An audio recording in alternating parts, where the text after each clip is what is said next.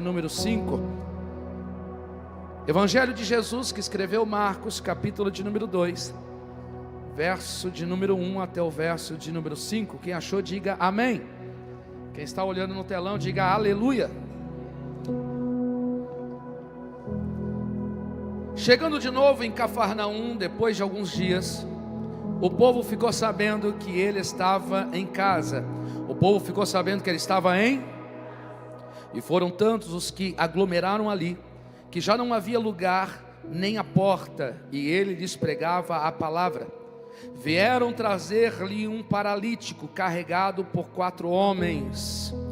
Não conseguindo levá-lo até Jesus por causa da multidão, removeram parte da cobertura sobre o lugar onde estava Jesus, e por essa abertura no teto baixaram a maca na qual se achava deitado o paralítico. Verso 5. Observando a fé que eles demonstravam, diga comigo, observando a fé que eles demonstravam, declarou Jesus ao paralítico: filho, estão perdoados de ti os pecados. Amém? Somente até aí, se assenta. Pai, em nome de Jesus, nós te louvamos, glorificamos, exaltamos o teu nome. O Senhor é digno de toda a honra, de toda a glória, de todo o louvor e de toda a adoração. Fala conosco, Senhor, nesta manhã de hoje, que a tua palavra seja viva e eficaz e mais penetrante do que espada de 2 gumes, que possa ir até a divisão da alma e do espírito, entre juntas e medula, e é apta a discernir todas as intenções e pensamentos do coração. Pai, que nós não venhamos a sair daqui da mesma maneira, mas venhamos sair daqui impactados, transformados, modificados pelo poder desta palavra. No teu nome eu repreendo, Senhor, toda ação, seja humana, seja espiritual, no mundo físico, no mundo espiritual, nós repreendemos em nome de Jesus, amém e amém. Marcos capítulo de número 2, trata sobre o Jesus que está dentro de casa, e naquele momento Jesus está pregando a palavra. Aquele dia Jesus resolveu não sair de casa, Jesus resolveu estar dentro de casa, e as pessoas agora começam a enviar o WhatsApp um para o outro: vamos para casa porque Jesus está lá. Entenda uma coisa, que todo lugar que Jesus está, ele atrai multidões. Você consegue entender que aonde Jesus está, tudo muda, tudo transforma. Aonde Jesus está, há uma atração de pessoas que vão até o encontro dele. Jesus está dentro de casa, e quando todos começam a dizer: ei, vamos lá, vizinho, vamos lá. Jesus não foi para Galileia hoje, Jesus não foi andar nas ruas, Jesus não foi o tanque de Betesda, Jesus não foi, não, vamos lá na casa visitá-lo. A casa fica cheia, a casa fica cheia. E o que é que Jesus está fazendo? Jesus está pregando e ensinando a palavra. Diga comigo, está pregando a palavra. A casa está cheia. De repente 4 homens, 4 amigos de um aleijado, 4 homens que têm um amigo que está na cama, aonde ele é paralítico. Resolve esses 4 amigos levarem esse homem, que era também conhecido deles, até o encontro de Jesus. E quando eles vão ao encontro de Jesus, eles vão com um propósito: levar alguém que está numa maca, levar alguém que está acamado, alguém que não pode ir ao encontro, que as suas pernas não podem levá-lo até Jesus. E quando esses 4 amigos estão indo levar, eles encontram a casa cheia. E quando eles encontram a casa cheia, eles não conseguem entrar na casa. E naquele momento que eles não conseguem entrar na casa, é o momento que eles sobem no telhado, abrem o telhado e desce aquele paralítico até aonde Jesus está. E Jesus ali então vai falar para ele: perdoados estão os teus pecados. Em seguida a gente vai observar que depois que Jesus perdoa os pecados, Jesus então vai falar para ele pegar a cama dele, pegar aquele leito dele e poder sair andando. E agora a porta que estava fechada, as pessoas abrem caminho, porque ele sai pela porta, mas não sai pelo telhado. Ele sai curado, ele sai pleno. As suas pernas que não caminhavam agora estão caminhando e voltando para sua casa, glorificando e adorando ao nome do Senhor. Você pode glorificar e adorar ao nome dele?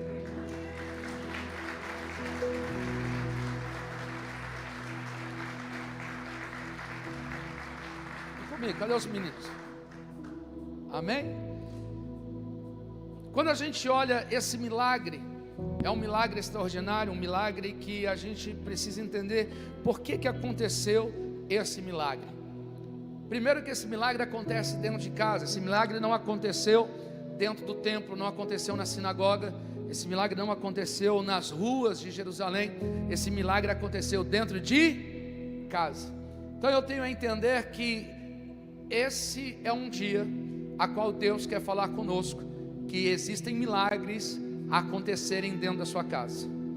Existem milagres a acontecerem dentro da sua casa. Eu vou falar de novo. Existem milagres a acontecerem dentro da sua casa. Existem milagres a acontecerem dentro da sua casa. Existem milagres que acontecem aqui, acontecem na rua, no meio do caminho, mas existem milagres para acontecer dentro da sua casa. Jesus dentro da sua casa, o milagre pode acontecer de forma extraordinária. Eu já quero profetizar sobre a sua vida, que dentro da sua casa haverá milagres. Dentro da sua casa haverá o sobrenatural. Dentro da sua casa haverá o extraordinário. Dentro da sua casa haverá uma manifestação de Deus. Dentro da sua casa haverá um tempo que Deus vai levantar quem está caído. Deus vai restaurar quem está destruído. Haverá milagres dentro da sua casa. Deus mudará a estação, o nível, Deus mudará a fase, Deus mudará muitas coisas dentro da sua casa. Alguém entende essa palavra? Em nome de Jesus, recebe ela. Há milagres dentro da sua casa para acontecer. Agora entenda uma coisa aqui, para acontecer esse milagre, teve que ter o princípio da unidade. Teve que ter o princípio da unidade. O que é o princípio da unidade? Esses 4 homens tiveram que carregar e levar esse paralítico até o encontro de Jesus. Teve que ter o princípio da unidade. O que é o princípio da unidade? Tiveram que os 4 poderem entrarem no mesmo propósito, entrar no mesmo objetivo, entrar dentro do mesmo plano e de poder levar esse homem até o encontro de Jesus. Então houve o princípio da unidade. Entenda uma coisa, que o princípio da unidade não descarta a individualidade. Todos nós somos alguém que temos uma individualidade, sim ou não? O que é individualidade? Individualidade é diferente de individualismo. Diga comigo, individualidade é diferente de individualismo. A individualidade, todos nós temos a nossa individualidade. Nós queremos, nós pensamos diferente, nós temos projetos diferentes, nós nos organizamos a poder sonhar diferente. Isso é o indivíduo, todos nós temos a nossa individualidade. Um gosta do azul, o outro gosta do verde. Cada um gosta de uma coisa, cada um tem preferência por um sabor de comida, cada um tem preferência por algo a fazer, algo a realizar. Nós somos um ser e somos um indivíduo que temos uma individualidade, nós somos único. Mas o individualismo é diferente. Por quê? Porque o individualismo é a pessoa pensar só em si. Aquele que é individual, aquele que tem uma individualidade, ele consegue viver o princípio da unidade. Mas o individualista, ele nunca vai conseguir viver o princípio da unidade. Porque o individualista, se não for do jeito dele, ele não faz. Se não for da forma dele, não acontece. Entenda uma coisa, que o princípio da unidade é quando nós nos organizamos em 2, 3, 4, 5 ou 10 pessoas. E quando nós nos organizamos e temos uma ideia, temos um propósito, temos um objetivo, e que nem sempre aquilo que foi definido para acontecer, às vezes a minha ideia prevaleceu, o meu sentimento prevaleceu, os meus planos prevaleceram, nem sempre daquilo que talvez eu gostaria que fosse e como fosse, foi adotado para poder fazer. Entenda que no princípio da unidade, eu não trabalho aquilo que eu quero, eu não trabalho aquilo que eu acho que é melhor, mas eu trabalho no propósito e na meta daquilo que é melhor entre nós como grupo, para chegar ao propósito e ao objetivo, de nós podermos avançar. Agora, o individualista nunca vai ter o princípio da unidade. Porque se não for do jeito que ele falou, não for do jeito que ele pensou, não for do jeito que ele quer, ele vai dizer o seguinte: para mim não serve, eu estou fora. Porque o individualista, ele é egoísta. Ele é egoísta, porque se não é assim, do meu jeito, do meu querer, do meu pensamento, do meu plano, do meu propósito, do meu objetivo, não importa se nós vamos avançar, eu quero que seja da minha maneira. Isso é individualista, isso é egoísmo, e ele nunca vai conseguir viver o princípio da unidade. Mas o princípio da unidade consegue viver aqueles que são individuais, que tem a sua individualidade, que quando ele se junta, ele se reúne, ele diz: o plano não é meu, não funcionou o meu querer, a minha vontade, mas se foi resolvido a gente fazer assim, eu estou com vocês, vamos para frente que nós vamos fazer, vai dar tudo certo, as coisas vão funcionar, as coisas vão resolver, as coisas vão dar certo, o Senhor irá abençoar, aleluia. Talvez não é da maneira, não, mas eu estou junto com vocês e nós vamos caminhar. Entenda que esses 4 amigos, eu tenho certeza que eles não pensavam iguais, mas não existia a individualidade, essa questão é de poder cada um dizer: não, se não for do meu jeito. Eu tenho certeza que um deve ter falado assim: ó, vamos fazer assim. O outro falou: não, vamos fazer desse jeito, vamos chamar um carro, vamos chamar mais gente. Eu sei que, tenho certeza que eles conseguiram chegar a um determinado pensamento deles poderem executar como levaria esse amigo aleijado, que todos falaram assim: então vamos fazer assim e vamos para cima. Eu tenho certeza que vai dar certo, porque Deus opera e Deus faz maravilhas e coisas extraordinárias quando tem unidade. Entenda uma coisa: Deus abençoa e Deus tem resultado quando tem unidade. Quando tem unidade. Entenda uma coisa: que sozinho eu posso chegar até mais rápido, mas quando eu estou com alguém, eu vou mais longe, aleluia. Você consegue entender que sozinho eu posso ir mais rápido, mas acompanhado de um grupo de unidade, meu Deus do céu, eu vou muito mais longe, eu vou muito mais longe. Faz sentido o que Deus está falando com você aqui?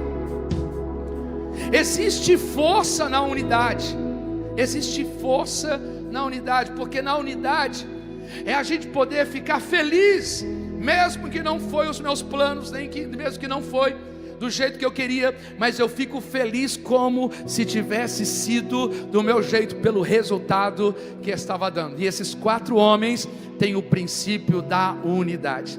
Sabe o que diz Salmo de número 133? Com bom e com os irmãos vivam em unidade, vivam em união. Por quê? Porque será como óleo precioso que desce sobre a cabeça de Arão, vai descendo sobre a barba, vai descendo sobre o seu colarinho, vai até a orla da sua vestimenta, porque de lá o Senhor ordena a bênção e a vitória para sempre. Há poder na unidade. Você pode falar para quem está do teu lado: há poder na unidade.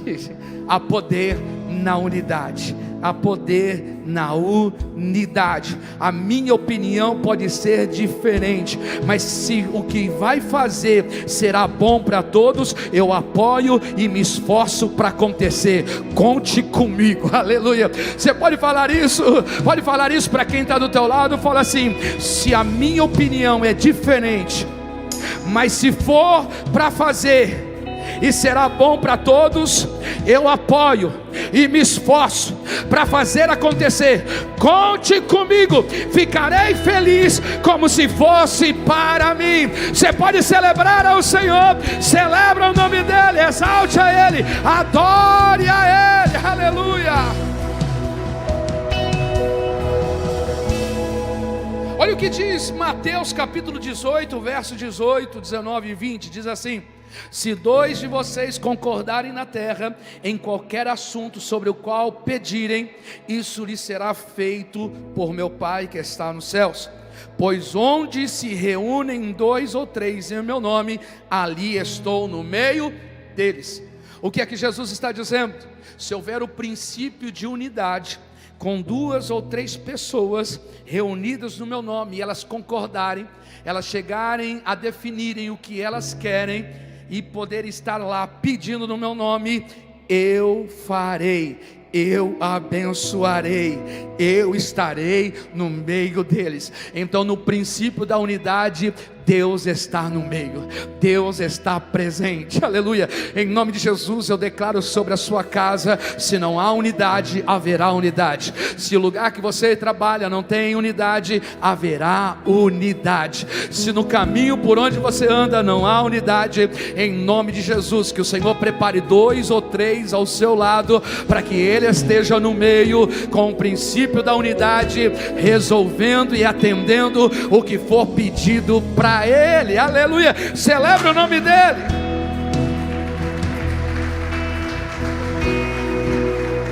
Eu tenho por certo que esse milagre, eu tenho por certo que esse milagre que aconteceu pelo princípio da unidade. Então entenda uma coisa, que esse milagre que aconteceu pelo princípio da unidade. Quando acontece pelo princípio da unidade, eu posso compreender que a unidade traz milagre. Repete comigo: a unidade traz milagre. Dá retorno para mim. A unidade traz milagres. Então o que eu preciso ter? Eu preciso ter amigos. Eu preciso ter amigos. Olha o que diz Tiago capítulo 2 verso 23. Abraão foi chamado amigo de Deus. João 15:13, vocês serão meus amigos se fizerem o que eu ordeno. 1 Samuel 18:3, Jonatas fez um acordo de amizade com Davi e se tornaram o seu melhor amigo. Sabe o que eu tenho para dizer? Não viva só, não viva só, tenha amigos.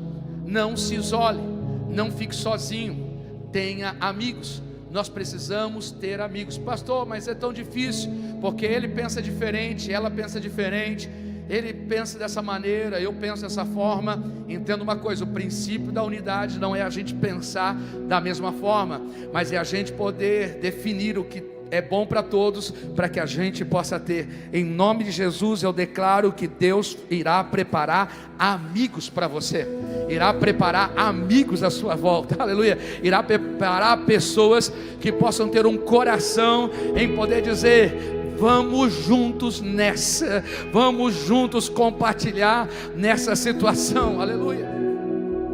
Agora entenda que quando esses 4 homens, eles saem com esse paralítico, a gente leu aqui no texto de Marcos capítulo 2, que quando eles chegaram, logo na porta havia uma multidão de pessoas, sim ou não?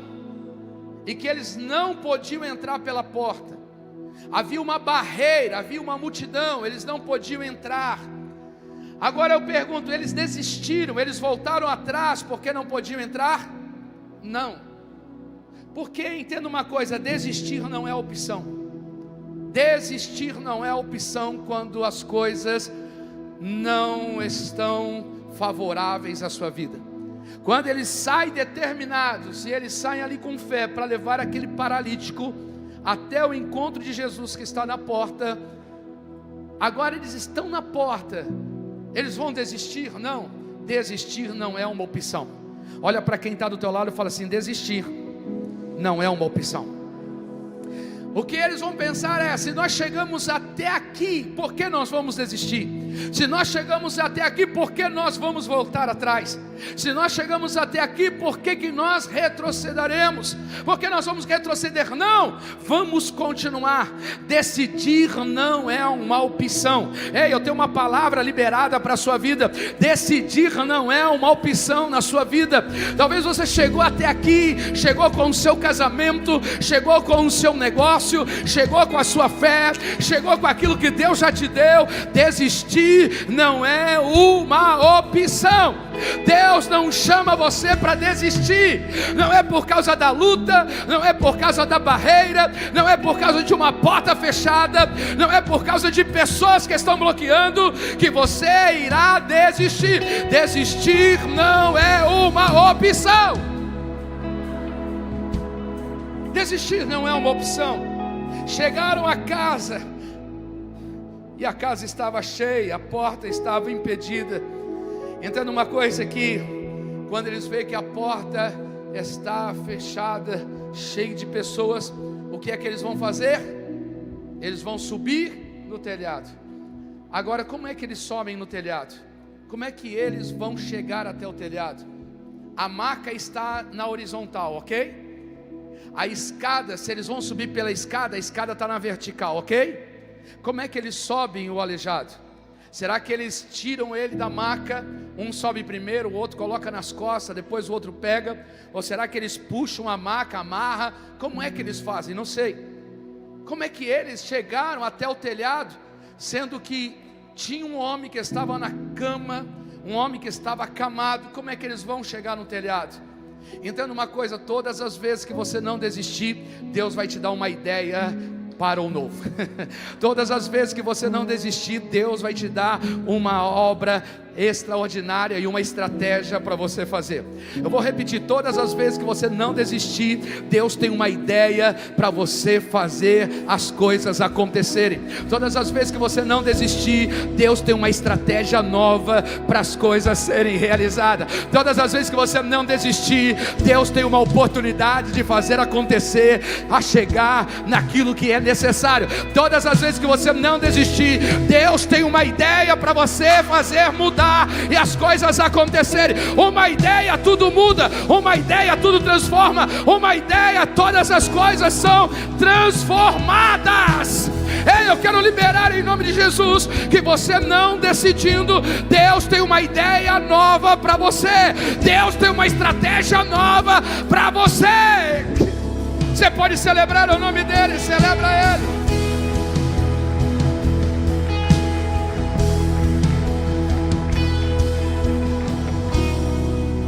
Tudo muda com apenas uma ideia. Tudo muda com apenas uma ideia. Dá um pouco de reverb agora para mim aqui no retorno. Tudo muda. Agora entenda uma coisa, que quando eles estão lá, eles abrem o telhado. E quando eles abrem o telhado, eles vão descer esse paralítico, amém? Quando eles descem esse paralítico até Jesus, o que é que as pessoas que estão dentro de casa estão fazendo? Elas vão olhar para cima, correto? Qualquer um dentro de casa, um telhado que é descoberto, qual é a primeira reação? Olhar para cima. Entenda que aqueles 4 homens, juntamente com aquele aleijado, eles estão inspirando aos que estão dentro de casa olharem para o alto. Vou falar de novo, só uma pessoa entendeu. Entenda que aqueles 4 homens amigos, mais o paralítico, eles estão inspirando, estão motivando as pessoas que estão dentro de casa a olhar para o alto. O telhado se abre e vão descendo. Entenda uma coisa, olhar para o alto tem um sentido. Tem algo que nós precisamos entender. Olhar para o alto é olhar para Deus. Olhar para o alto é olhar as coisas que vêm de cima e não olhar para baixo. Tem muita gente que às vezes inspira o outro a só andar de cabeça baixa, ou às vezes humilha só para poder denegrir, para poder apontar. Mas eu e você temos que ser pessoas que devemos inspirar as pessoas a olharem para o alto, olharem para cima, porque é de lá que vem o meu socorro. O salmista vai dizendo assim: eleva os meus olhos para o monte, de onde virá o meu socorro? O meu socorro vem do Senhor que fez os céus e a terra. Você lembra quando Abraão está dentro da tenda? Deus vai chamar ele e falar: Abraão, sai de dentro da tenda e olha, e começa a contar as estrelas, e relata para mim quantas estrelas e tem. Abraão vai dizer: impossível contar as estrelas, e Deus sabia isso. Mas o que Deus não queria é que um homem cheio de promessa ficasse dentro de casa com a cabeça baixa, olhando para o chão. Deus está te dizendo nessa manhã de hoje: um homem cheio de promessa, uma mulher cheia de promessa, eu quero que olhe para cima. Ei, você foi chamado para inspirar as pessoas a olharem para o alto. É de lá que vem o nosso socorro, é de lá que vem o nosso Senhor. Ei, seja um cristão, seja um homem, uma mulher que inspira pessoas a olharem para o céu e não olharem para a terra.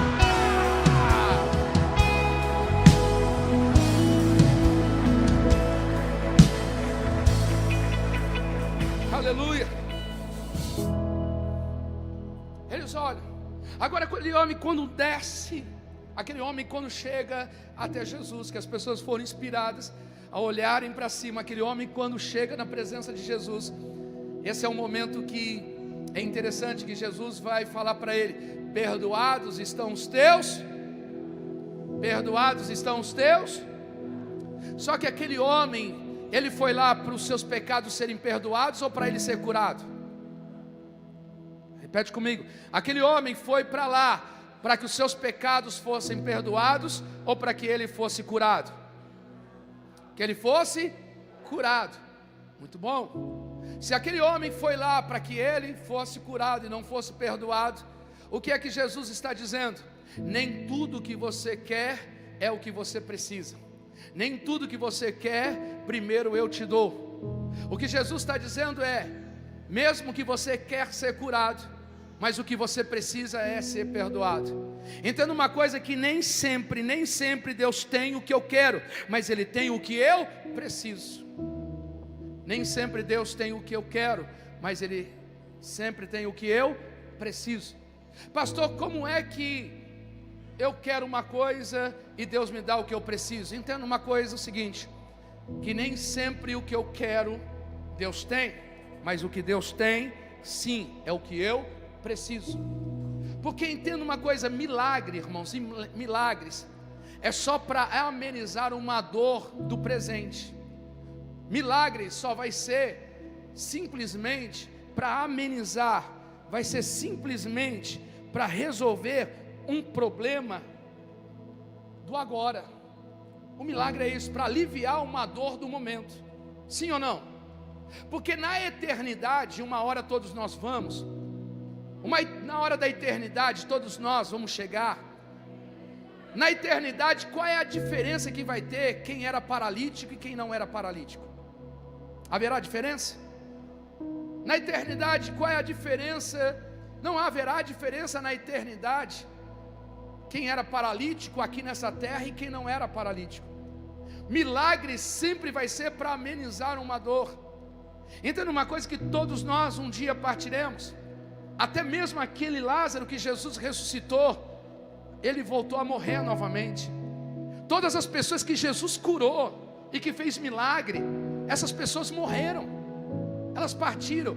Mas entenda uma coisa, milagre é algo só para amenizar uma dor do momento. Agora, salvação para a eternidade é algo para sempre. O que Deus estava olhando para aquele homem era: o que você está pedindo é algo para o momento, mas o que eu tenho para você é algo para toda a vida, aleluia. O que ele está pedindo é algo para aliviar a dor daquele momento, mas o que Jesus está dizendo é: o que eu tenho para você não é para daqui uma semana acabar, não é para que 2 semanas acaba, não é para daqui um mês acaba, não é para que daqui um ano acaba. O que eu tenho para você é para 10 anos, 20 anos, 30 anos, até a eternidade. Então uma coisa que Jesus está dizendo é: o que eu tenho para você jamais deixará de ter. O que eu tenho para você é te levar junto comigo para a eternidade. Então você me pede para ser curado, mas eu te dou a salvação para a vida eterna. O que eu tenho para você não é para aliviar a tua dor nesse tempo presente. O que eu tenho para você é para mudar o teu destino do futuro de amanhã. Se tem alguém comigo aqui, levanta a sua mão e adora Ele. Só aqueles que são salvos, só aqueles que têm o nome escrito no livro da vida, aleluia.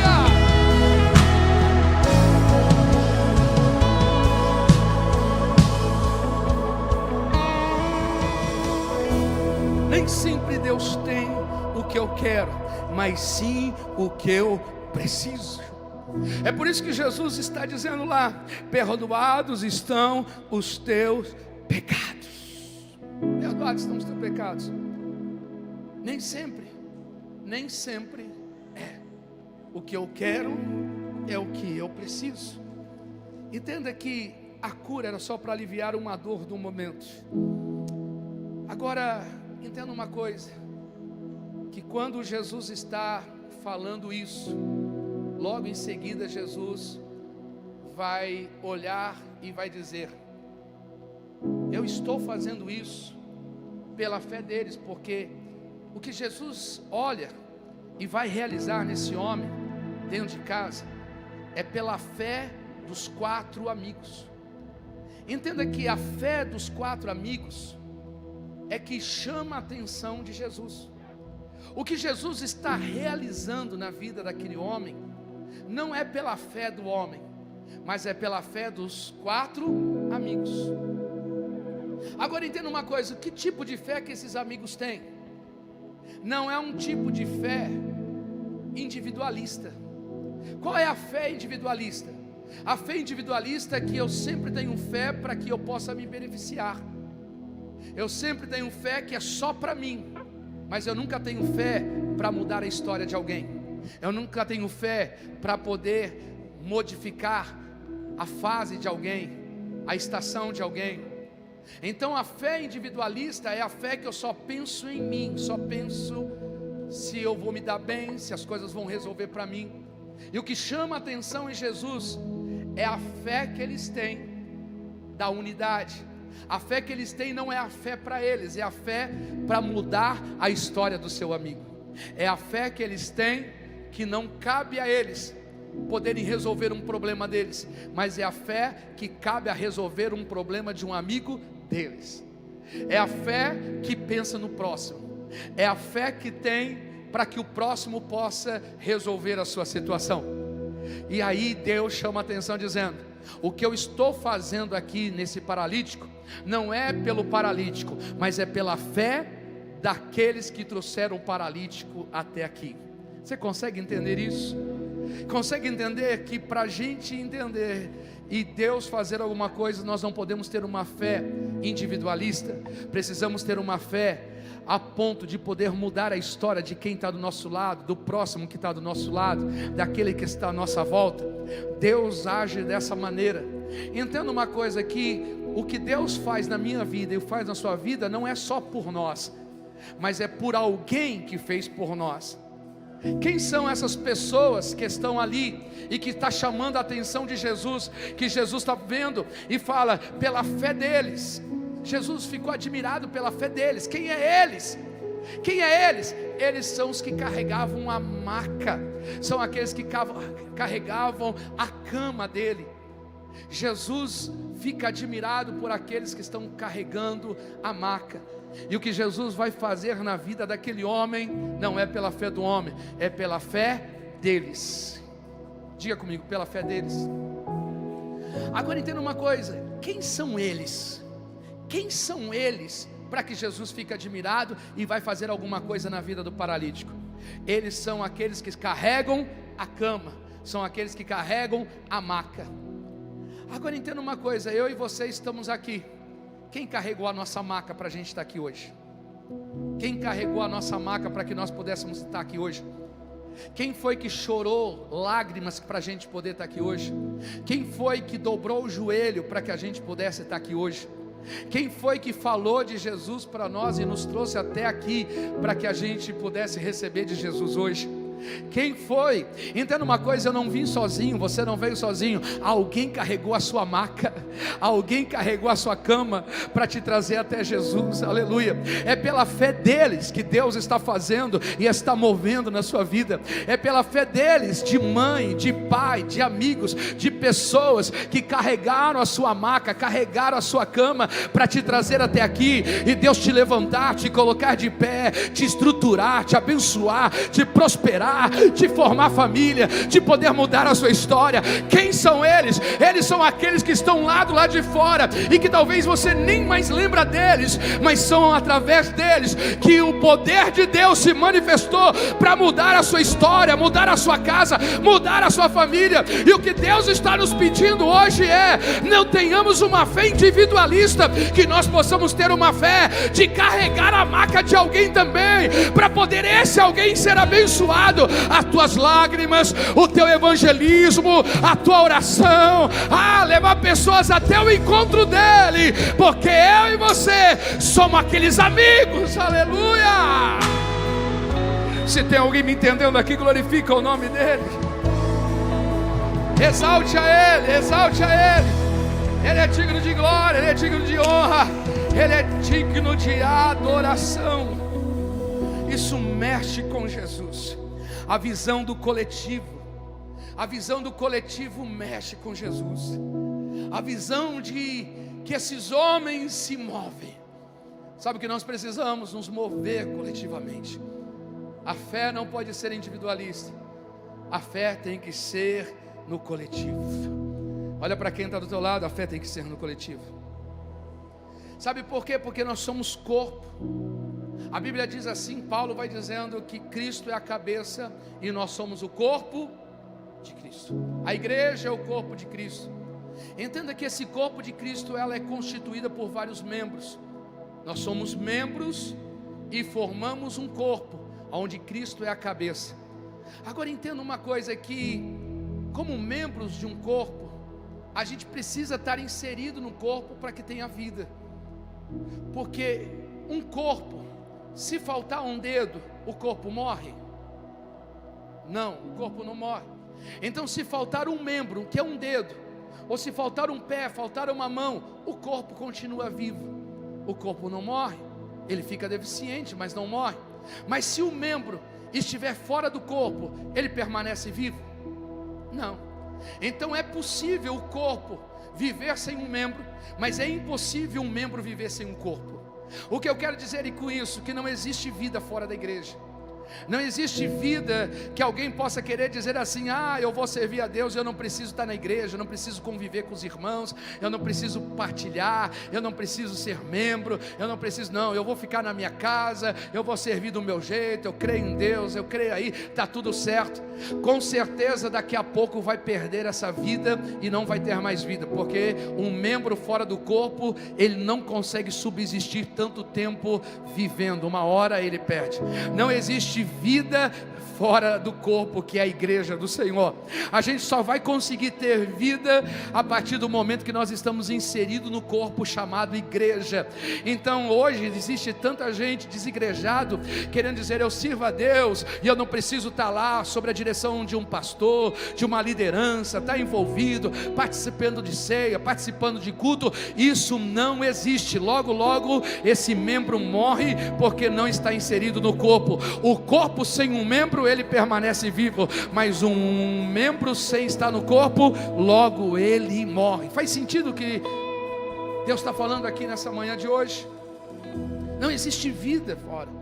Nós somos um corpo, e como corpo nós precisamos ter uma visão coletiva. Qual é a visão coletiva? Ao mesmo tempo que somos um corpo, e que se um membro estiver fora, ele com certeza não vai manter a sua vida.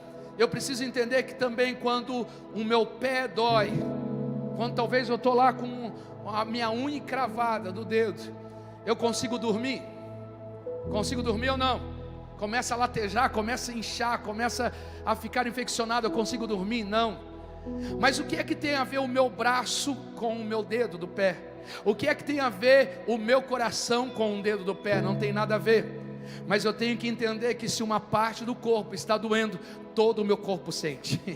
Eu tenho que entender que a igreja também que se alguém não estiver bem, se alguém estiver chorando, se alguém estiver mal, eu também tenho que sentir.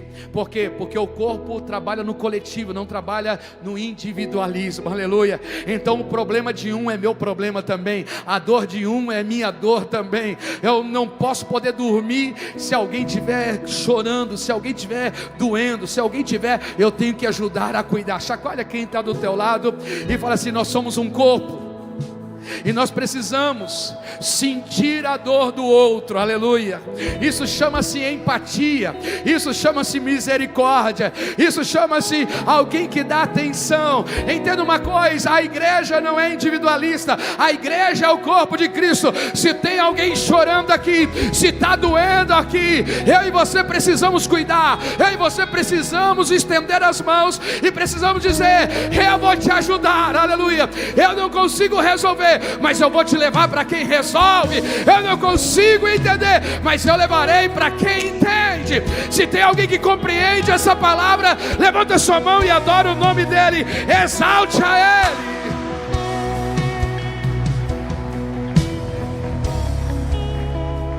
Como é que você enxerga as pessoas? Como é que você enxerga as pessoas? Jesus olha para as pessoas, e Jesus, quando olha para as pessoas, Jesus vai dizer: são ovelhas sem pastor. Eu vejo as pessoas como ovelhas sem pastor. Como é que nós enxergamos as pessoas? Os políticos enxergam as pessoas como alguém para ajudá-las. É assim que os políticos enxergam as pessoas. Enxergam as pessoas como alguém que pode ajudá-las. Como é que nós enxergamos as pessoas? Neemias quando está lá na Babilônia, Neemias fica sabendo que Jerusalém foi destruída, que o templo foi destruído, que as portas estão quebradas, que os muros foram derrubados. Neemias naquele momento, ele não é alguém que é filho de Jerusalém. Neemias é fruto da Babilônia, ele nasce da Babilônia. Ele não teria sentimento nenhum, porque ele não nasceu em Jerusalém. Ele nasce na época da escravidão, dos 70 anos que tinha. Só que quando Neemias olha para Jerusalém, Neemias se assenta e chora. E por que Neemias sentou e chorou? Sendo que ele não tinha nada a ver, ele podia ir lá, ele sentava na mesa do rei, ele comia com o rei, ele bebia com o rei, ele não precisava se mover em nada. Mas Neemias entendia que Jerusalém era um lugar da sua família, era um lugar da sua casa, era um lugar da sua pátria, aleluia.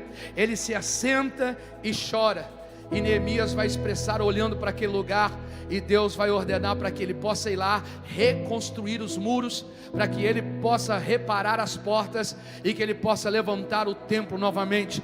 Deus vai usar Neemias para a reconstrução daquela cidade. Sabe o que significa isso?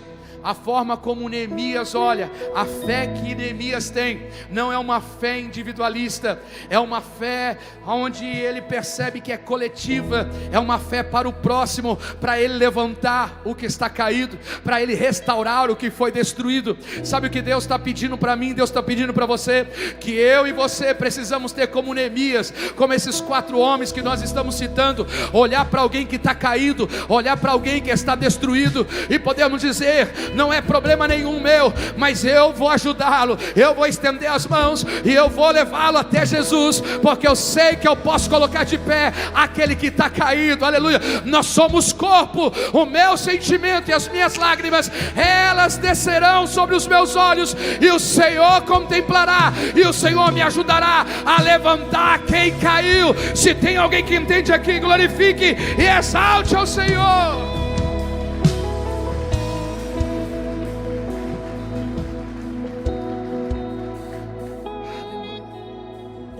A gente olha aquele homem que está ali, e que Jesus agora fala: perdoados estão os teus pecados.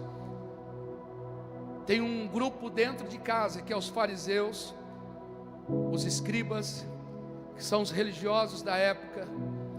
A gente, quando fala de fariseu, a gente fala que fariseus são os hipócritas, mas ser chamado de fariseu naquela época era um elogio, porque os fariseus surgiram na época lá de 300 anos antes de Jesus, quando tudo estava quebrado, quando todas as pessoas estavam afastadas. Foram os fariseus que reuniram os que estavam afastados e trouxe um avivamento para os judeus. Só que os fariseus acabaram se distanciando de Deus, acabaram fazendo da lei que é boa a poder ser uma lei que mata, a uma lei que destrói. Eles deixaram o Espírito de Deus para viverem só diante da lei, diante da palavra. E quando os fariseus estão lá vivendo numa religiosidade, eles querem matar alguém por causa da lei. Pega uma mulher no ato de adultério, e naquela época dizia que a lei, se alguém fosse pego no ato de adultério, deveria morrer apedrejado. Mas Jesus, quando chega ali, Jesus vai olhar dizendo: quem não pecou, lance a primeira pedra. Lance a primeira pedra. Jesus olha, todos os homens vão embora, e é naquele momento que Jesus fala: mulher, aonde estão os seus acusadores? Ninguém está aqui, eu também não te condeno, vá e não peques mais. Jesus prefere perdoar do que perder alguém. Jesus prefere perdoar do que alguém morrer, aleluia. É a época da graça, a época do amor e da misericórdia dele, aleluia. Mas os fariseus estão dentro da casa, e eles estão pensando em si: quem é esse que perdoa pecados? Quem é esse que perdoa pecados, a não ser só Deus pode perdoar pecados? Esses fariseus, escribas estão lá, e Jesus naquele momento vai perguntar: o que é mais fácil, perdoar os pecados ou dizer a esse homem: levanta-te e anda? Os fariseus estão pensando a responder essa pergunta de Jesus, uma pergunta que, se eles respondessem: perdoar é mais fácil, então nós vamos dizer que Ele é Deus. Se nós dissermos que poder Ele levantar, nós vamos ver uma obra sobrenatural aqui dentro. Os fariseus estão pensando o que vai responder para Jesus, mas antes deles poderem responder qualquer coisa para Jesus, Jesus já libera uma palavra sobre aquele homem e vai dizendo: homem, pega a tua cama, levanta e anda. Eu vou falar de novo. Enquanto aqueles homens estão pensando o que é mais fácil, o que é mais difícil, o que é mais complexo e o que é mais simples, Jesus já tinha feito as duas coisas. Entenda uma coisa, que para Jesus fazer o que é fácil ou subentender o que é difícil, antes de poder haver qualquer dúvida ou qualquer questão, Ele resolve todas as coisas. O Deus que nós celebramos e adoramos, Ele resolve o que é fácil e o que é complexo. Talvez você tenha algo que é fácil ou tem algo que é difícil, pensando que Ele pode resolver. O nosso Deus, antes de poder vir uma palavra à sua boca, Ele é um Deus que resolve o que é fácil e Ele resolve o que é difícil aos seus olhos. Nada é impossível ao seu nome, nada é impossível à sua ação. Agindo Ele, quem impedirá? Aleluia! Se você está aqui, celebra e adora o nome dEle.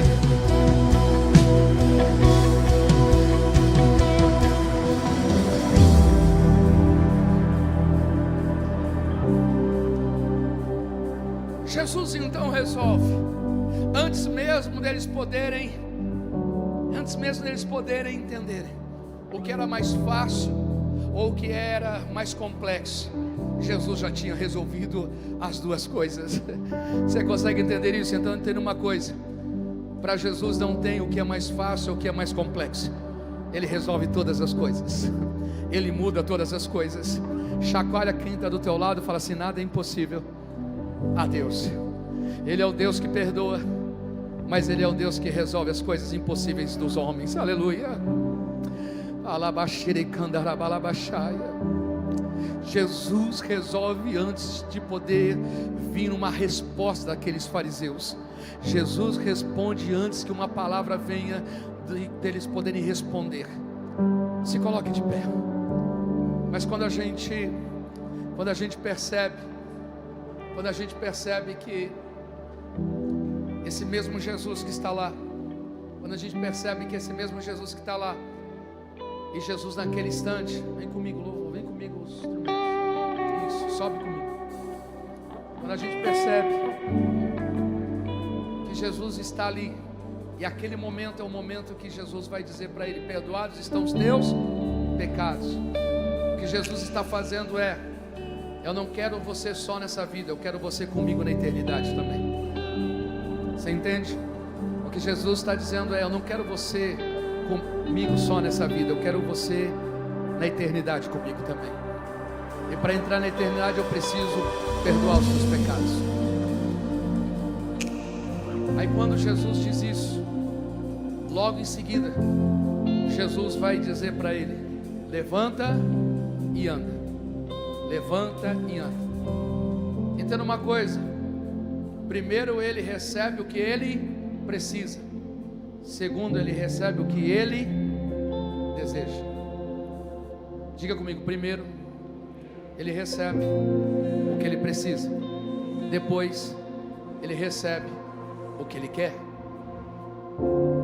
Agora olha para quem está do teu lado e fala assim: primeiro ele te dá o que você precisa, depois ele te dá o que você quer.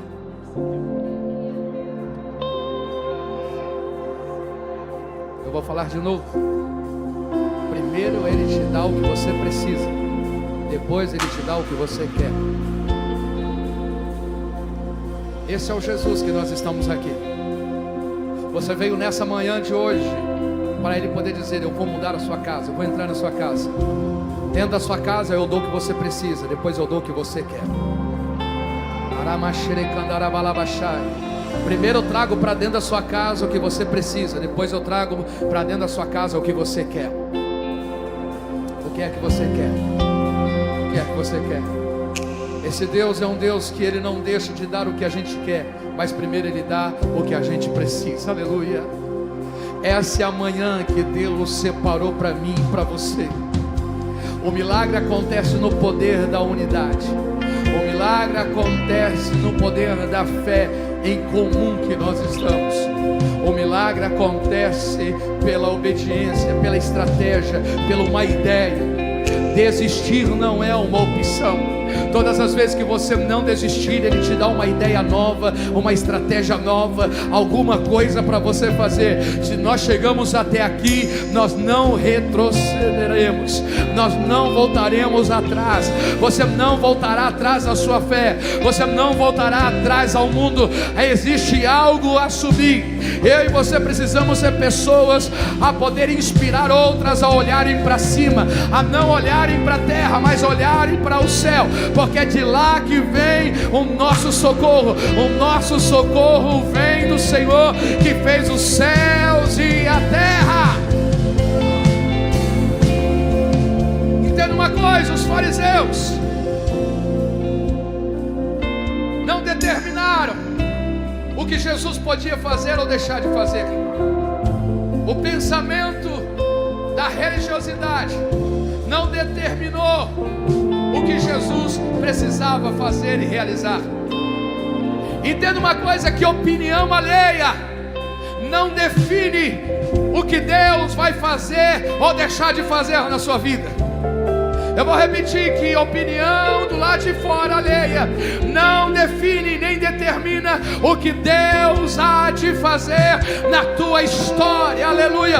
Não importa no campo da religiosidade, o que importa é que o Yeshua HaMashiach estava dentro de casa. O que importa é que a fé deles. Agora deixa eu te expressar algo. Aquele homem que foi levado pelos 4 amigos,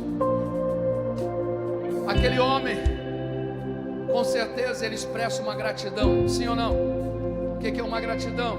É um reconhecimento de alguém que fez algo por você. A gente lê a história na Bíblia sobre 10 leprosos, que Jesus entra numa aldeia e Jesus cura 10 leprosos. Esses 10 leprosos, só um volta para agradecer, sim ou não? Os outros 9, não. A Bíblia diz que dos 10 leprosos, quando Jesus entrou na aldeia, o leproso ficava 100 metros longe de uma pessoa que não era leproso. Existia um lugar separado para os leprosos, 100 metros. E quando esses leprosos, eles estão indo ao encontro de Jesus, Jesus de longe fala para eles: ei, se apresentem ao sacerdote. Jesus não chega perto dos leprosos. Dos 10 leprosos, 1 é samaritano e 9 são judeus. Dos 10 leprosos, o único que volta para agradecer é o samaritano, porque a gratidão às vezes vem de quem você menos espera. Mas Jesus fala para eles se apresentarem ao sacerdote. Quando Jesus libera uma palavra para eles se apresentarem ao sacerdote, porque existia uma coisa: quando a pessoa era leprosa, os sacerdotes definiam que ele era leproso e levava ele para o leprosário, longe e distante da cidade, que ficava 100 metros de qualquer pessoa comum, ele não podia ficar perto. Quando ele era curado, essa pessoa tinha que voltar ao sacerdote, se apresentar, para que o sacerdote pudesse olhar ele, e se ele tivesse purificado, tivesse limpo da lepra, ele poderia ser introduzido de volta à sociedade. Mas se ele ainda não tivesse, ele ficava no leprosário.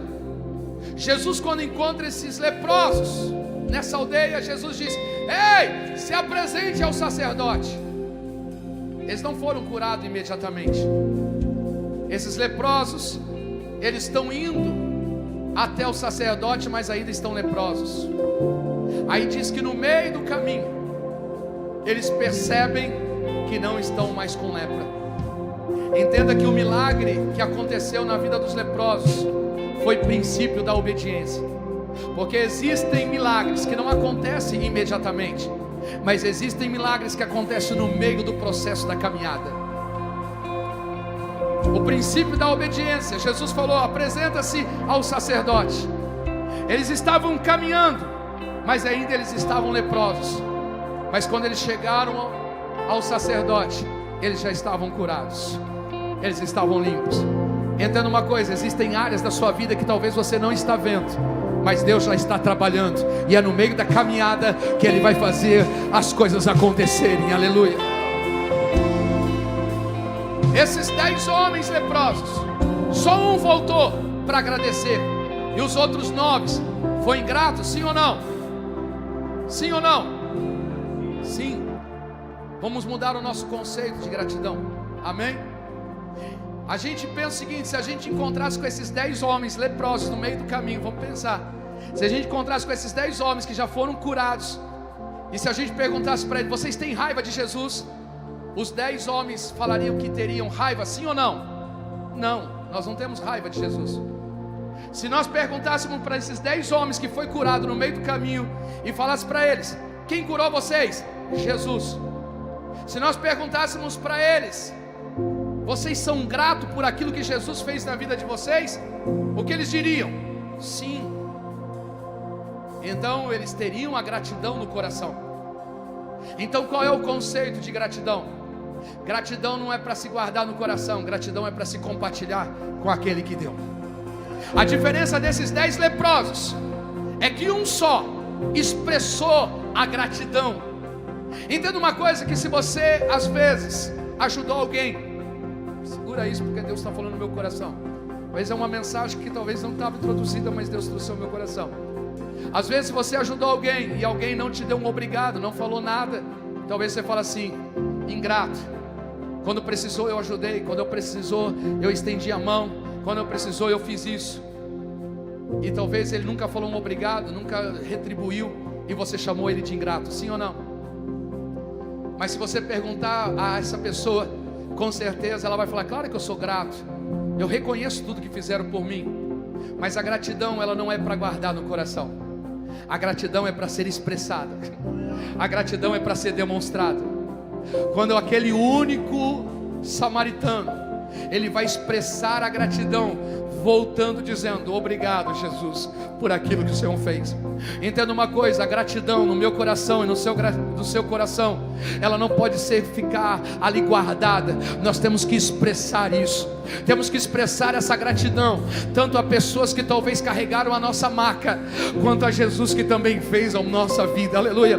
Essa gratidão nós não podemos nos calar. Nós temos que ligar, temos que compartilhar, nós temos que dizer, nós temos que manifestar, dizendo: obrigado por você ter feito isso. Levar um presente, agradecer, fazer alguma coisa, preparar uma mesa, falar de Jesus para todo lugar, dizendo: Jesus, Ele fez isso. A gratidão não pode ser guardada no coração, mas ela tem que ser expressada diante de situações da nossa vida. Aleluia!